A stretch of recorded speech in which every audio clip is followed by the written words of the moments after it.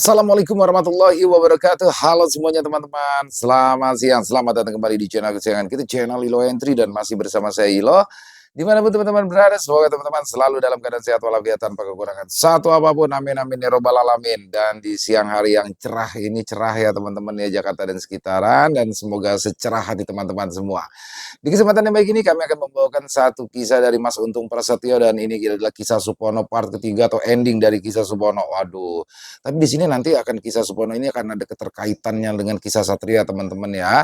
Jadi langsung saja kita masuk ke dalam kisahnya. Tapi sebelum kita masuk ke dalam kisahnya, buat teman-teman yang mungkin baru bergabung atau yang sudah lama bergabung tapi ternyata lupa belum subscribe, yuk diklik dulu tombol subscribe. Jangan lupa lonceng notifikasinya juga dinyalakan agar teman-teman selalu mendapatkan notifikasi dari konten-konten yang akan kami upload di setiap harinya. Dan untuk channel Ilo Entry kami upload setiap hari teman-teman, setiap siang jam 12 siang waktu Indonesia bagian Barat. Oke, nggak pakai berlama-lama lagi, pasti udah nggak sabaran kan untuk masuk ke dalam kisahnya. Dari halaman belakang rumah Bang Ilo, kita menuju ke Jawa Tengah.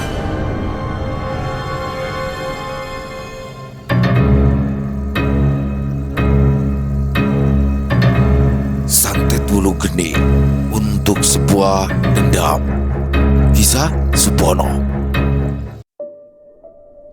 Setelah mendapatkan sesuatu yang tidak terduga sebelumnya, hari-hari Supono kini diisi dengan pelatihan yang berat di bawah bimbingan Mbah Kliwon.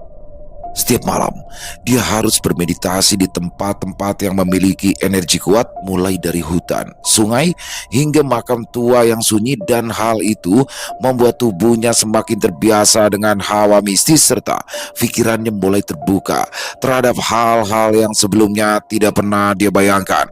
Selain itu, Mbah Kliwon juga terus mengajarkannya tentang keseimbangan dan bagaimana menjaga harmoni antara dunia nyata dan alam gaib.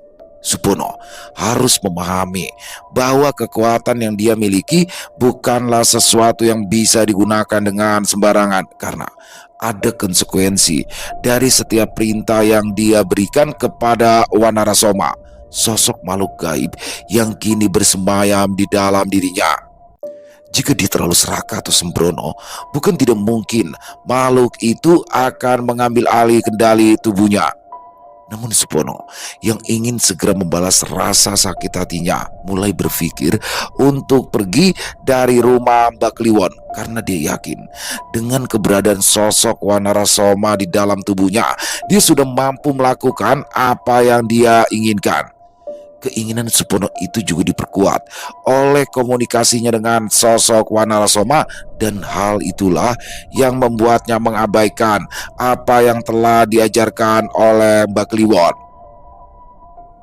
Supono yang semakin larut dalam ambisinya dan juga merasa jika dirinya kini sudah memiliki kekuatan, diam-diam pergi meninggalkan rumah Mbah Kliwon tanpa berpamitan dengan gurunya.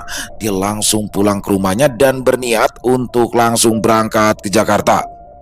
Loh, kok kamu sudah pulang, Papan? Memangnya kamu sudah diizinkan pulang oleh Mbah Kliwon sama Mbak Rumi? Tanya Bu Endang ketika melihat anaknya sudah berada di rumah sore itu. Ya Bu, semuanya sudah selesai, dan sepertinya besok Pono akan langsung berangkat ke Jakarta, balas Supono sambil terus menyantap makanannya tanpa sedikit pun menoleh ke arah ibunya. Kamu ini kenapa toh? Kok ibu ngerasa kalau tingkahmu ini aneh, tidak seperti biasanya loh, balas Bu Endang yang tidak pernah melihat Supono bertingkah seperti itu. Apanya yang aneh toh Bu? Pono lagi makan ini loh. Nanti selesai makan biar Pono jelaskan lagi, balas Supono yang tampak lahap memakan nasi putih dengan urap dedaunan yang dimasak oleh Bu Endang.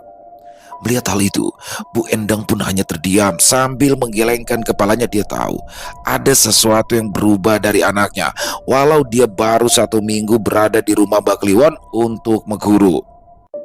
Bu, besok aku akan pergi ke Jakarta, karena beberapa hari lagi aku harus bekerja di tempat yang itu loh, yang waktu itu aku ceritakan itu loh Bu, ujar Supono dengan nada suara yang terdengar sangat berbeda. Iya tapi apakah kamu sudah menyelesaikan semua kewajibanmu di tempat Mbah Kliwon? Tanya Bu Endang penasaran. Alah, Sudahlah, ibu ndak usah tanya soal itu terus. Anggap saja aku ini sudah lulus mengguru di sana, balas Supono dengan nada kasar sambil berlalu ke arah kamarnya. Pokoknya besok aku mau berangkat ke Jakarta, Bu. Aku masih ada sisa uang, jadi ibu tenang aja, imbu Supono dari dalam kamarnya. Bu Endang yang sangat mengenal Supono merasa sangat curiga dengan sikap dan perilaku anaknya yang terlihat berbeda itu. Selain gaya bicaranya yang berubah menjadi kasar, cara dia berjalan pun terlihat agak sedikit membungkuk. Malam itu Bu Endang tidak bisa tidur. Hatinya dipenuhi kegelisahan yang sulit dijelaskan. Sejak kecil, Supono selalu menjadi anak yang sopan dan penuh hormat kepadanya. Tetapi kini dia merasa seolah-olah yang ada di rumahnya bukan lagi anak yang dia kenal. Tidak ingin larut dalam kekhawatiran, Bu Endang bangkit dari tempat tidurnya dan menuju kamar Supono. Dia berdiri di depan pintu, mendengarkan dengan seksama. Tidak ada suara dari dalam. Dengan hati-hati, dia mengintip melalui celah pintu yang sedikit terbuka. Cahaya redup dari lampu kamar menyorot wajah Supono yang sedang tertidur. Namun, ada sesuatu yang janggal. Bayangan di dinding tampak bergerak sendiri, seolah hidup. Bu Endang yang merasa tidak percaya dengan apa yang dilihatnya mulai mengusap matanya. Dia mengira apa yang dilihatnya itu hanyalah ilusi karena rasa lelahnya. Namun saat dia hendak berbalik, Supono tiba-tiba mengigau dalam tidurnya, mengucapkan kata-kata dalam bahasa yang tidak dimengerti. Suaranya terdengar berat dan bergema, seperti bukan suara miliknya. Mata Bu Endang membelalak dan nafasnya tercekat disusul rasa takut akibat bulu kuduknya mulai merebah. Saat itu juga, hawa dingin menyelimuti kamar. Bu Endang buru-buru menutup pintu dan mundur perlahan, jantungnya berdegup kencang. Ada sesuatu di dalam diri Supono yang bukan lagi miliknya, sesuatu yang telah mengubah anaknya menjadi seseorang yang berbeda.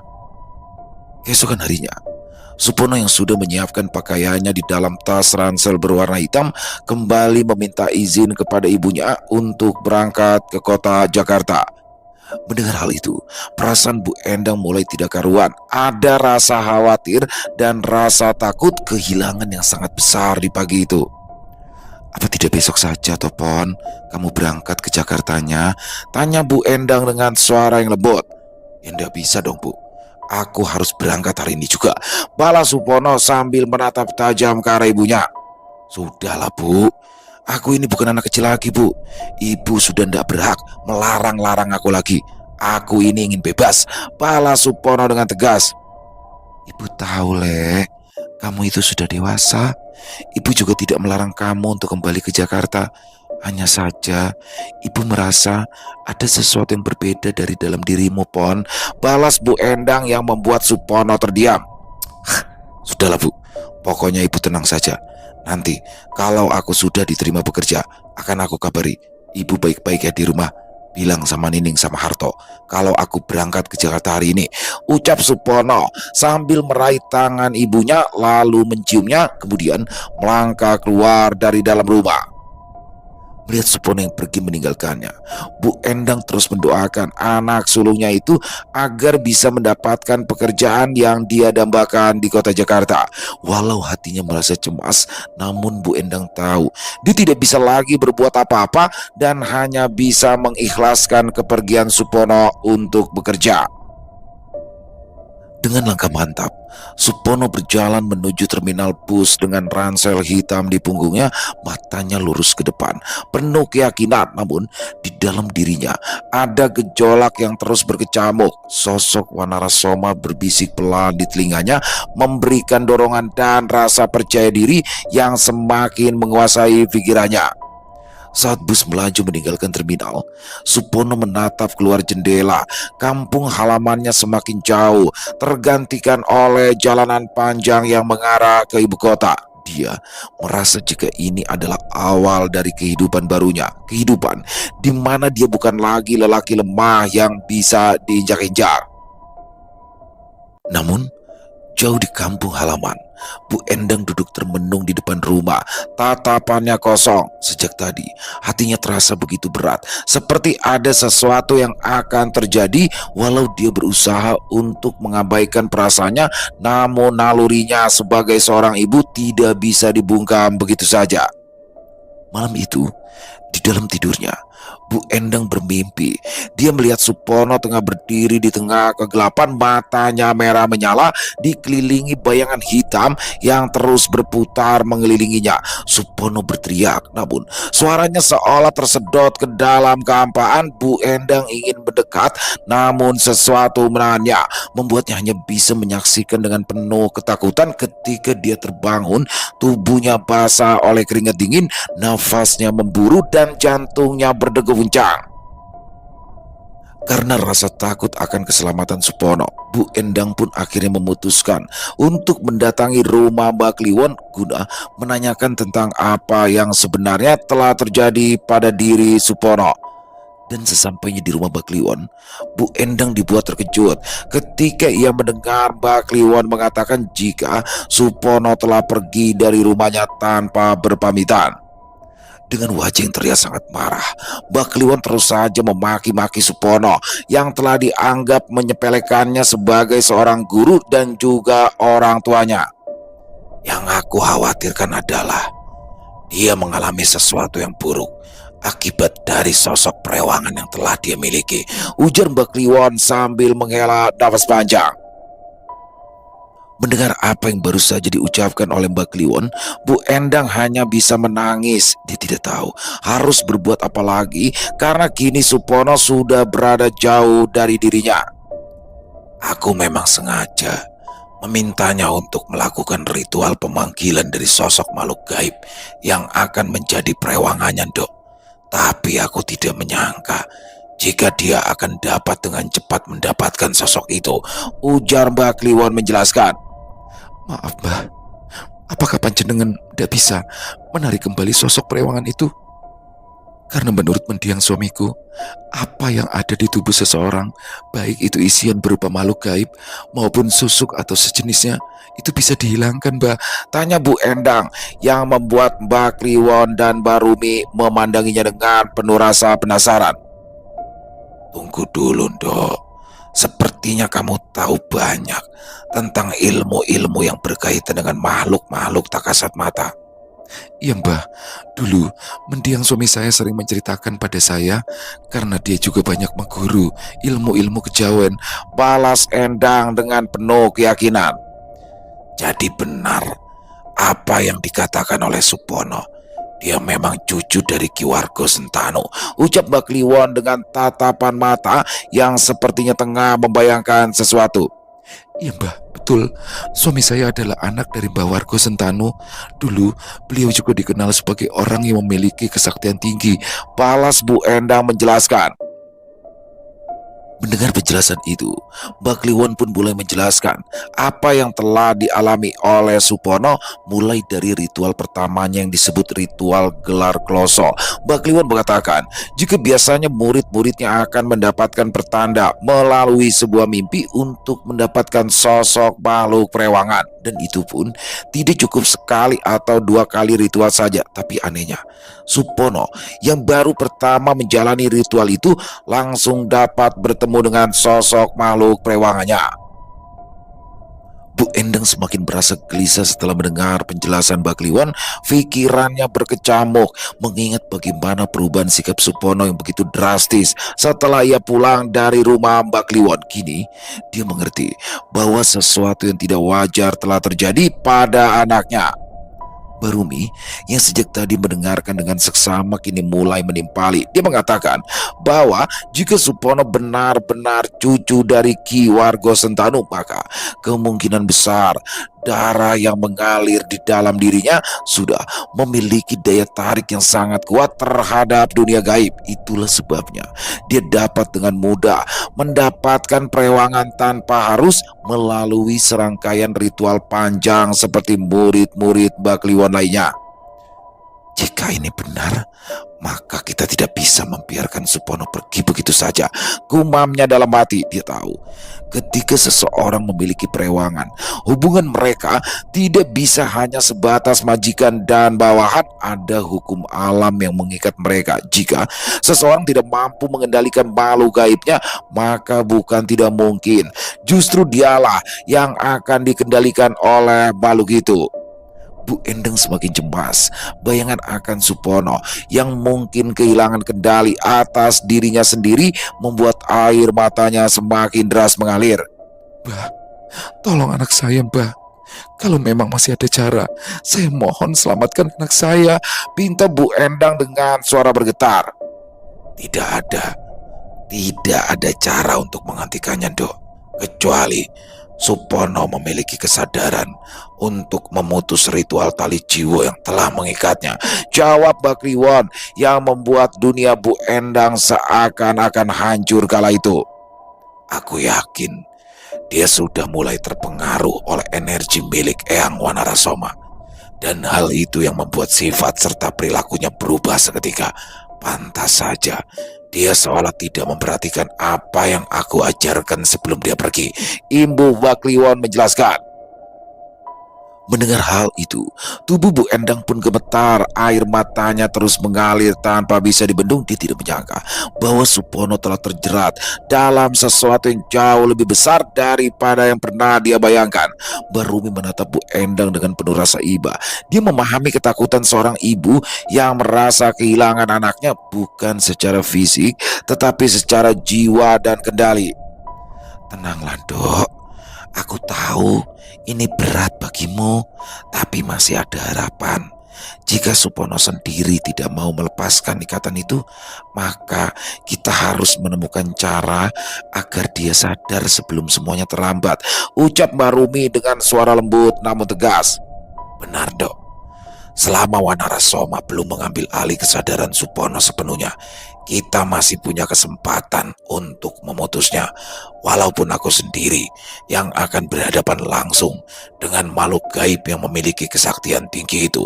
Imbu Bakliwon menenangkan. Sementara itu, jauh di ibu kota, Supono sudah tiba di Jakarta.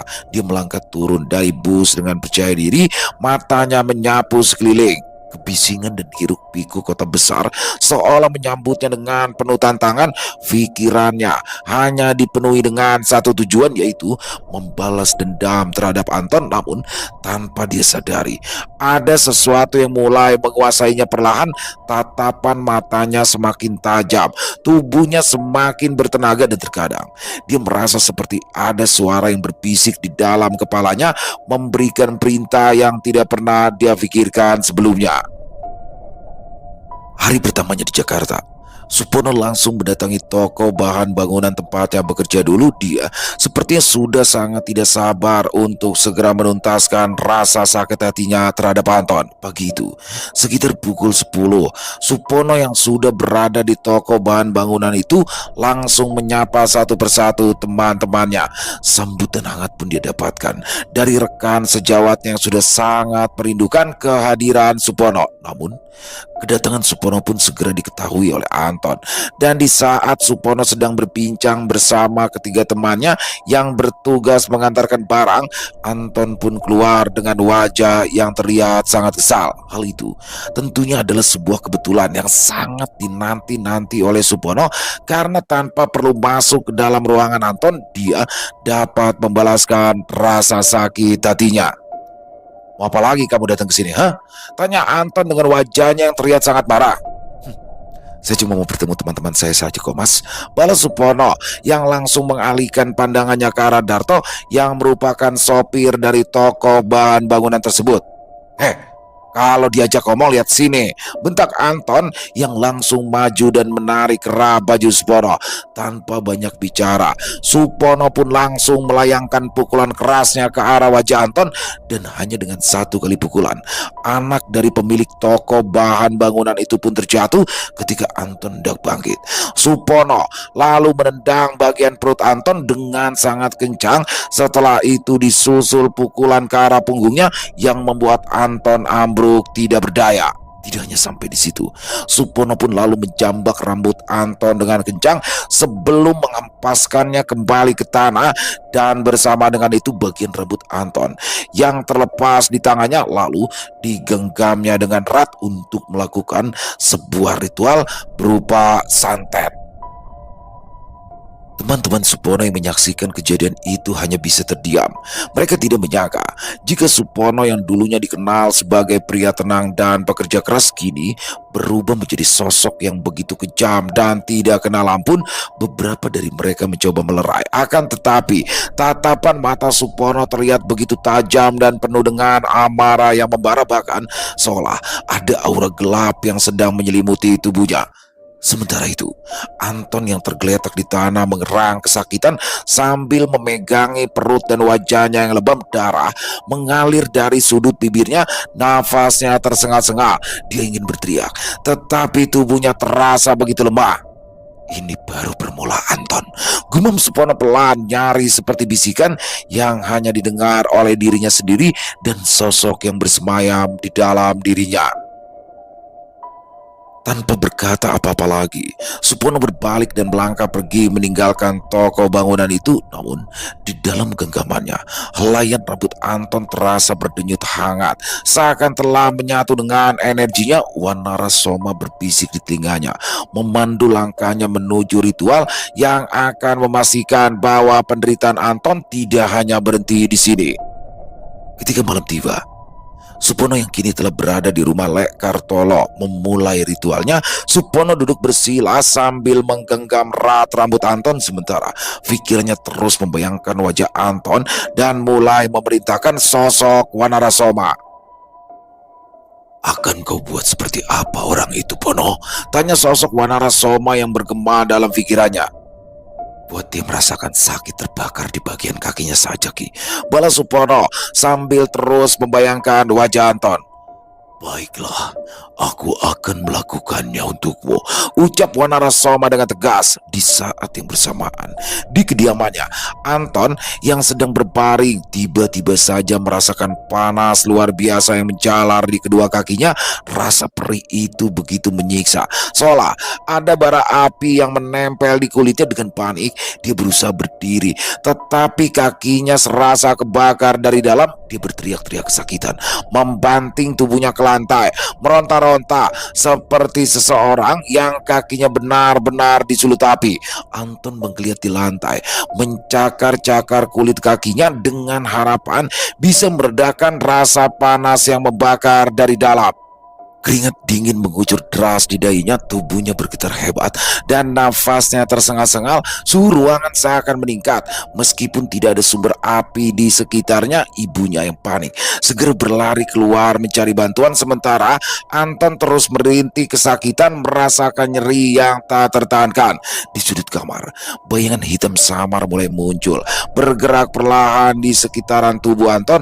Energi kelam yang dikirim oleh Wanarasoma mulai merasuk lebih dalam, mencengkram jiwa Anton, membuatnya semakin sulit bernafas. Kakinya kini mulai membengkak kemerahan, seolah ada bara yang membara di balik kulitnya.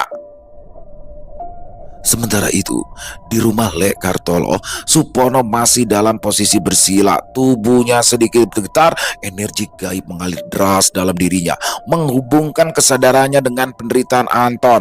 Sensasi itu terasa luar biasa, seakan dirinya memiliki kuasa penuh atas rasa sakit seseorang. Di sekelilingnya, bayangan-bayangan samar berkelebat, seperti menyaksikan ritual tersebut dengan penuh gairah. Wanarasoma berdiri di belakangnya. Sosoknya semakin jelas, matanya yang merah berkilat memancarkan kepuasan. "Apakah kau akan menghabisi orang itu, Pono?" tanya Wanarasoma sambil tersenyum. "Tidak, Ki. Aku hanya ingin melihat dia menderita. Sekarang biarkan dia nikmati rasa sakit itu, Ki," balas Supono dengan suara yang tergad datar. Wanarasoma mengangguk perlahan. Senyum tipisnya berubah menjadi seringai menyeramkan. Aura kelam yang menyelimuti tubuhnya semakin pekat, membuat suhu ruangan mendadak turun drastis. Supono masih dalam posisi bersila, matanya terpejam, menikmati setiap getaran penderitaan yang terpancar dari tubuh Anton di kejauhan. Selama berada di kota Jakarta, Supono menjalani hari-harinya dengan penuh obsesi untuk menyakiti Anton. Dia tidak lagi memikirkan janji kepada ibunya untuk mencari pekerjaan, melainkan hanya fokus kepada dendam yang membakar hatinya. Setiap malam, dia melanjutkan ritual-ritual gaibnya bersama Wanarasoma dan mengirimkan penderitaan kepada Anton secara perlahan, menikmati setiap jerit dan kesakitan yang diterima oleh musuhnya itu. Namun di siang hari, agar tidak menimbulkan kecurigaan, Supono ikut membantu Lekartolo bekerja di proyek renovasi rumah di sebuah perumahan. Pekerjaan fisik yang berat itu tidak menjadi masalah baginya, justru membuat tubuhnya semakin terbiasa dengan beban dan kelelahan. Namun, ada sesuatu yang berbeda di dalam dirinya. Tenaganya terasa lebih besar dari biasanya. Terkadang saat mengangkat balok kayu atau mengaduk pasir dan semen, dia menyadari bahwa dia tidak merasa terlalu letih seperti dulu. Bahkan beberapa kali rekan-rekan pekerja lain menatapnya dengan heran karena dia mampu melakukan pekerjaan yang biasanya membutuhkan dua orang hanya dengan tenaganya sendiri. Semakin lama, aura Supono pun semakin kelam. Dia mulai berubah menjadi lebih pendiam dan sering menyendiri. Tatapannya kosong, seolah-olah pikirannya terus terhubung dengan dunia lain. Wanarasoma semakin erat mengikat dirinya dan mengendalikan setiap langkahnya sedikit demi sedikit. Sementara itu, di tempat lain, Anton terlihat semakin terpuruk. Tubuhnya semakin melemah, terutama di bagian kakinya yang sering kali terasa terbakar tanpa sebab. Berbagai upaya telah dilakukan, dari berobat ke dokter hingga mencari bantuan dukun, tetapi tidak ada yang mampu menghilangkan rasa sakit itu sepenuhnya. Setiap malam, dia bermimpi buruk, melihat sosok bayangan besar yang mengawasinya dalam kegelapan, menertawakannya dengan suara serak yang menakutkan. Pak Irawan yang sudah kehabisan cara untuk menyembuhkan penyakit misterius anaknya akhirnya bertemu dengan seseorang yang dikenal memiliki kemampuan dalam menangani gangguan medis. Orang itu adalah seorang pria parubaya dengan sorot mata tajam dan aura penuh dengan wibawa. Tanpa banyak bicara, lelaki parubaya yang disapa dengan sebutan Pak Manto itu meminta selai kain atau pakaian yang pernah dikenakan oleh Anton. Dengan penuh harap, Pak Irawan segera menyerahkan kaos anaknya yang belum dicuci. Pria itu menggenggam kain tersebut, menutup matanya, lalu mulai merapal doa dengan suara lirih. Beberapa saat kemudian, nafasnya menjadi berat, wajahnya menegang dan keningnya berkeringat. Matanya terbuka perlahan, menatap Pak Irawan dengan tatapan serius. Ada seseorang yang mengirimkan energi jahat kepada Mas Anton, Pak, ujar Pak Manto dengan tenang. Orang itu sepertinya menyimpan dendam yang sangat kuat. Mungkin Mas Anton pernah menyakiti orang itu, imbu Pak Manto sambil menghela nafasnya. Mendengar apa yang telah disampaikan oleh Pak Manto, Pak Irawan pun merasa sangat terkejut. Dia sudah menduga jika penyakit Anton itu bukanlah penyakit biasa, tetapi ada seseorang yang sengaja mencelakai anaknya. Itu membuat dadanya terasa sesak. Apa masih bisa disembuhkan, Pak? Tanyanya dengan suara bergetar. Saya akan mencoba menghilangkan energi negatif yang menyelimuti tubuh Mas Anton. Tapi ini tidak bisa dilakukan sekaligus. Harus bertahap karena serangan yang dikirim ini sangat-sangat kuat, balas Pak Manto dengan tenang. Sejak saat itu, Pak Manto mulai melakukan berbagai metode penyembuhan, dari memberikan air yang sudah didoakan hingga mengadakan ritual tertentu untuk menetralisir gangguan yang terus menyerang Anton. Setiap malam, Anton harus menjalani terapi spiritual di mana tubuhnya dibaluri minyak wangi khusus yang diyakini dapat mengusir energi jahat. Hari demi hari pun berlalu. Anton mulai merasakan sedikit perubahan. Rasa panas di kakinya tidak sekuat sebelumnya, meskipun masih muncul sesekali. Namun pria tua itu memperingatkan bahwa selama orang yang mengirimkan gangguan ini masih menyimpan dendamnya, maka Anton belum sepenuhnya terbebas. Pak Irawan pun mulai bertanya-tanya, siapakah orang yang begitu membenci anaknya hingga tega mengirimi Anton santet itu. Namun jauh di dalam pikirannya, dia sudah memiliki dugaan jika Supono lah orang yang mungkin melakukan hal itu. Di sisi lain, Supono yang tahu jika kini ada seorang dukun yang sedang membantu pengobatan Anton mulai menyerang dengan lebih ganas lagi. Dia tidak lagi meminta Wanarasoma untuk membuat sakit di bagian kaki, namun kini dia meminta sosok perewangannya itu untuk menyakiti Anton di bagian perutnya. Di tengah malam yang sunyi, Supono kembali melakukan ritualnya. Dia duduk bersila di kamar sempitnya. Dia menggenggam erat beberapa helai rambut Anton yang sebelumnya berhasil dia dapatkan dalam perkelahiannya di depan toko bahan bangunan itu. Matanya terpejam, nafasnya teratur, dan pikirannya sepenuhnya terfokus pada satu hal, yaitu membuat Anton semakin menderita. Di belakangnya, Wanarasoma berdiri tegak. Sosoknya semakin nyata, menampakkan senyuman licik yang menyiratkan kepuasan. Kali ini Supono tidak lagi merasa ragu. Kebenciannya terhadap Anton telah menutup semua pintu bagi belas kasihan. Dengan suara berat dan bergetar, dia mulai memberikan perintah. Aku ingin dia merasakan sakit di bagian perutnya, Ki. Buat dia menggeliat kesakitan, ucap Supono di dalam hatinya. Wanarasoma mengangguk pelan, matanya berkilat merah. Dengan satu gerakan cepat, sosok itu menghilang dalam kegelapan. Di tempat lain, di kamar tidurnya, Anton yang baru saja mulai merasa sedikit membaik tiba-tiba saja merasakan sesuatu yang aneh di perutnya. Rasa nyeri yang menusuk-nusuk seperti pisau tajam yang menggali ke dalam dagingnya. Dia tersentak bangun, memegangi perutnya yang terasa seperti diremas dan dipelintir oleh tangan tak kasat mata. Pak Irawan yang kala itu masih bersama Pak Manto langsung berlari ke arah kamar anaknya ketika mendengar suara rintih kesakitan dari Anton. Di sana, Pak Irawan melihat Anton menggeliat kesakitan di atas tempat tidurnya. Dengan keringat dingin yang membasahi tubuhnya, matanya terlihat merah menahan sakit, sedangkan bibirnya bergetar dan tangannya mencengkram erat perutnya yang kini terasa seperti terbakar dari dalam. Orang itu mengirimi lagi guna-gunanya, Pak. Saat ini serangannya semakin kuat, gumam Pak Manto pelan sambil terus memperhatikan kondisi Anton. Tidak ingin melihat penderitaan Anton yang berkepanjangan, Pak Manto pun lalu duduk bersila dan mulai merapalkan doa-doa untuk mengusir sosok yang diketahuinya telah membawa penyakit itu. Dan dengan kemampuan yang sudah terasa, Pak Manto pun dapat langsung berhadap-hadapan dengan sosok Wanarasoma seraya memintanya untuk menghentikan semua perbuatannya yang telah membuat Anton sakit. Di dalam alam gaib, Pak Manto berdiri tegak berhadapan langsung dengan sosok Wanarasoma. Sosok makhluk gaib itu tampak lebih besar dan sangat menyeramkan daripada yang dibayangkannya.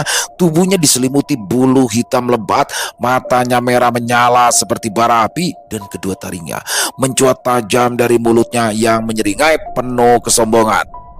Pak Manto tetap tenang. Dengan tatapan penuh wibawa, dia menancapkan pandangannya pada Wanarasoma yang kini menyilangkan tangannya di dada seolah menantang.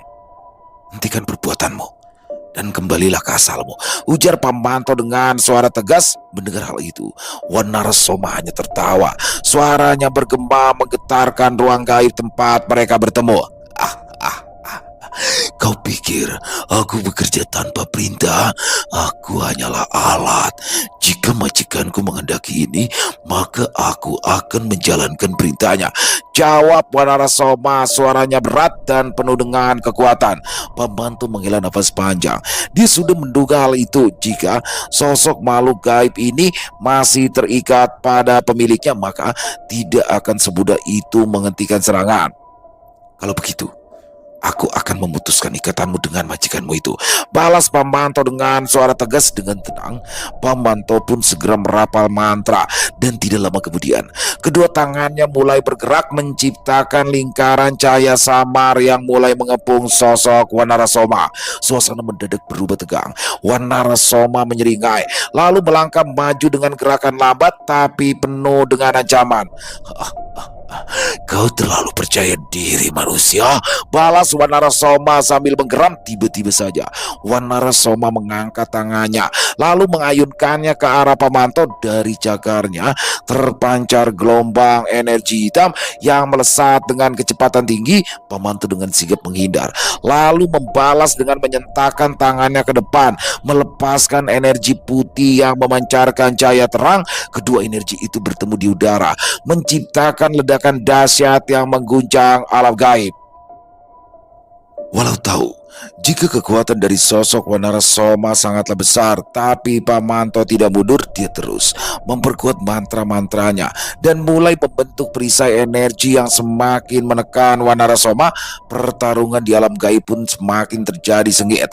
Energi-energi mematikan terus berkelebat, menyerang satu sama lain. Namun dengan kemampuan dan juga pengalamannya, Pamanto mulai dapat mengendalikan keadaan. Dengan satu pukulan telak yang menghantam dada Wanarasoma, pukulan telak itu menghantam dada Wanarasoma dengan kekuatan luar biasa. Sosok gaib itu terlempar ke belakang, menabrak bayangan-bayangan samar yang mengitari tempat pertempuran. Raungan kemarahannya menggema, menciptakan gelombang energi hitam yang bergetar di seluruh ruang gaib. Tubuhnya berusaha bangkit, tetapi cahaya putih yang dipancarkan oleh Pamanto semakin menekan keberadaannya. Melihat kesempatan itu, Pamanto pun tidak memberikan celah kepada sosok Wanarasoma. Dia kembali merapal mantra dengan lebih cepat sambil kembali menggerakkan tangannya dan mulai mengeluarkan kilatan cahaya yang melilit tubuh Wanarasoma. Sosok gaib itu meronta, mencoba melepaskan diri, namun semakin kuat dia melawan, semakin erat lilitan itu menjeratnya. Sementara itu, di dunia nyata, Anton kembali berteriak. Tubuhnya melenting ke atas sebelum ambruk dengan mata terpejam. Keringat dingin membasahi wajahnya, nafasnya tersengal-sengal. Pak Irawan yang menyaksikan kejadian itu semakin khawatir. Sementara itu, Pamanto tetap bertahan dalam posisi bersila. Wajahnya menegang karena pertempuran di alam gaib masih berlangsung. Di dalam dimensi lain, Wanarasoma kini berlutut. Matanya yang merah menyala mulai meredup. Tubuhnya yang besar itu perlahan mulai mengecil, seperti kehilangan sumber energinya. Bebaskan aku, dan akan aku biarkan orang itu hidup, ujar Wanarasoma yang tahu jika dirinya telah dapat ditundukkan. Kau tidak dapat memerintahku. Sekarang akulah yang akan memerintahmu, balas Pamanto dengan tenang sambil terus merapal mantra yang membuat tubuh Wanarasoma kesakitan. Pamanto mulai memberikan perintahnya dan meminta Wanarasoma kembali ke orang yang telah melakukan perbuatan itu. Walau pada awalnya menolak, tapi Wanarasoma yang masih terbelenggu oleh kekuatan besar milik Pamanto tidak punya pilihan lain lagi, dan akhirnya dia pun kembali ke tempat Supono berada untuk menjalankan perintah dari sosok yang kini mengendalikannya secara penuh. Selesai dengan pertarungannya di alam gaib, Pamanto pun mulai membuka matanya, lalu berjalan ke arah tempat Anton terbaring yang kini telah ditemani oleh Pak Irawan dan juga istrinya. Tidak lama setelah itu, Anton tersentak, matanya terbuka lebar, dia lalu terbatuk dan memuntahkan cairan hitam pekat yang bercampur dengan lendir yang berbau busuk. Setelah itu, tubuhnya terkulai lemas, tapi wajahnya tidak lagi dipenuhi penderitaan. Perlahan, warna kulitnya yang sempat pucat itu mulai kembali seperti semula. Apa santet itu telah berhasil dihilangkan, Pak? Tanya Pak Irawan kepada Pamanto. Ya, Pak. Sekarang Mas Anton telah terbebas dari jerat santet ulu geni yang terus menyerangnya. Selain itu, saya juga terpaksa mengembalikan santet itu kepada pengirimnya agar supaya dapat menjadi pelajaran baginya, balas Pamanto dengan tenang. Di sisi lain, Supono yang masih melakukan ritual di rumah Lekartolo mulai terdengar mengerang pelan. Dia mencoba membuka mata, tetapi pandangannya menjadi buram. Jemarinya mencengkram lututnya, berusaha menahan sensasi aneh yang mulai merayap di dalam tubuhnya. Rasa panas seperti terbakar mulai dia rasakan, dan perlahan-lahan dia merasa seperti kehilangan kendali atas dirinya sendiri. Seakan ada kekuatan lain yang mulai mengambil alih dirinya. tubuhnya. Lekartolo yang terbangun ketika dia mendengar suara rintihan dari Supono tiba-tiba saja merasa bulu kuduknya meremang.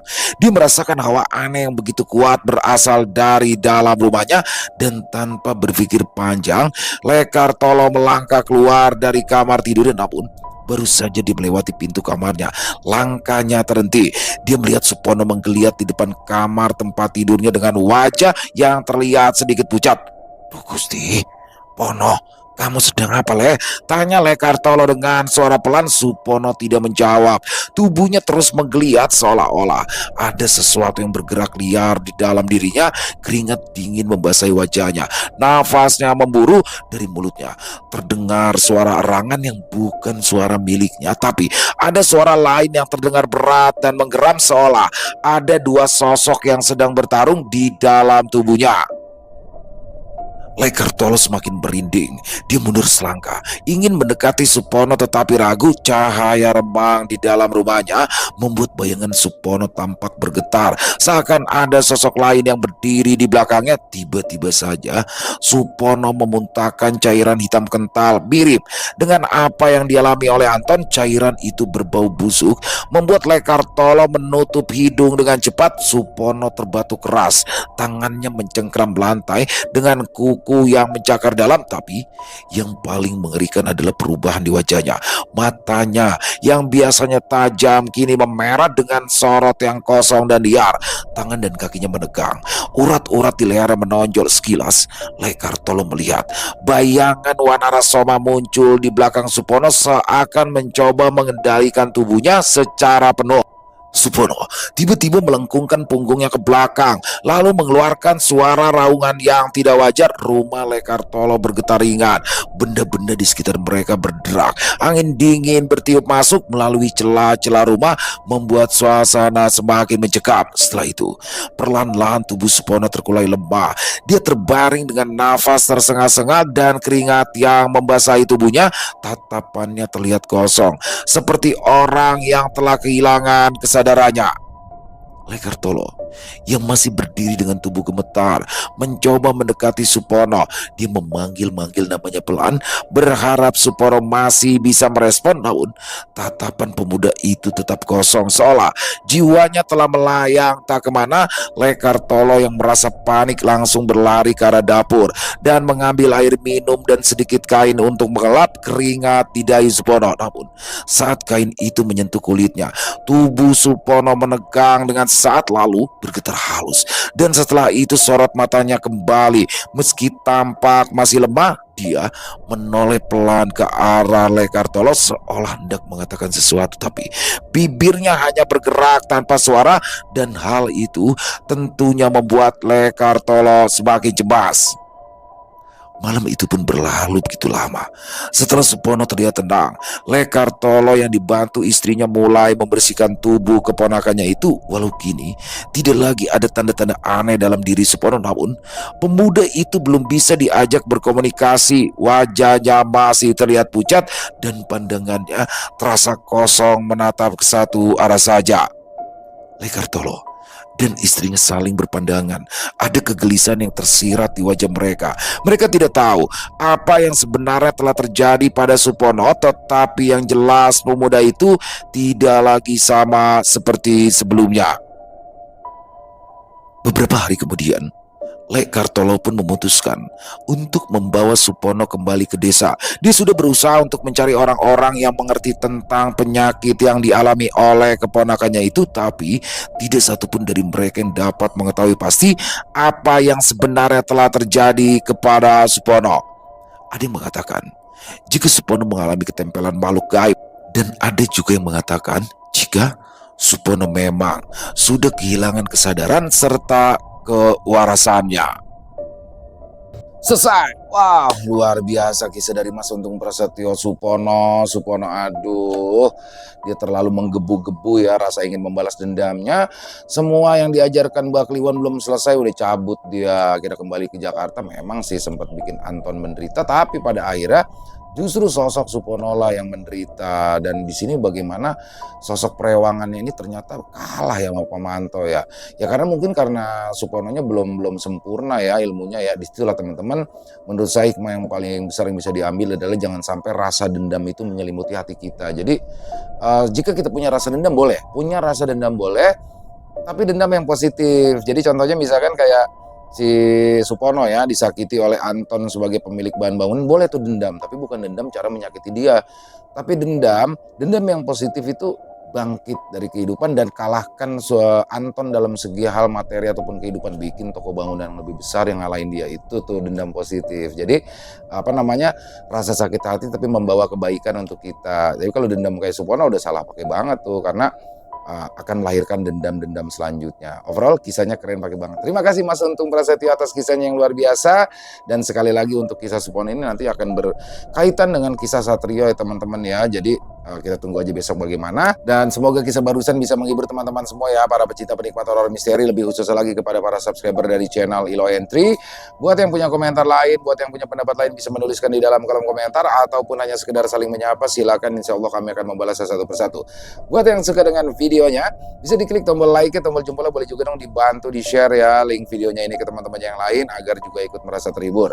Dan buat teman-teman sekali lagi yang belum subscribe, yuk diklik dulu tombol subscribe-nya, jangan lupa lonceng notifikasinya dinyalakan agar teman-teman selalu mendapatkan notifikasi dari konten-konten yang akan kami upload di setiap harinya.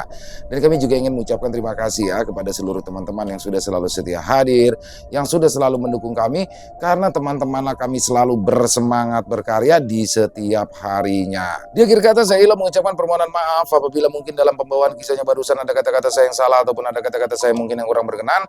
Saya mohon dibukakan pintu maaf yang seluas-luasnya, dan sampai berjumpa lagi di konten-konten kami selanjutnya. Masih bersama saya Ilo di channel Ilo Entry. Salam sehat, sukses selalu untuk kita semua. Wassalamualaikum warahmatullahi wabarakatuh.